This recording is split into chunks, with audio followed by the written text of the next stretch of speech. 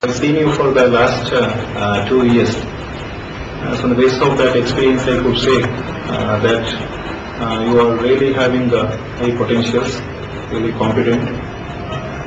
You can be successful in your life, whether it could be at your home or at your workplace, in the corporates.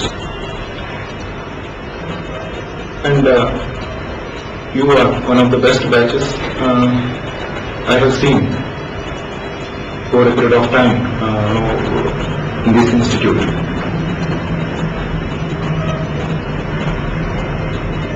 You have brought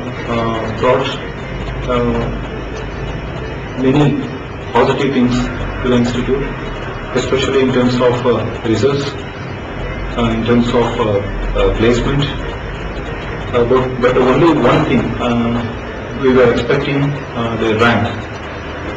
If you would have given that also, we would have remembered you always. Yeah, I hope might be God will grace on us as far as this is also concerned. Might be at the end of the semester's examination, one or two of you will come with the ranks.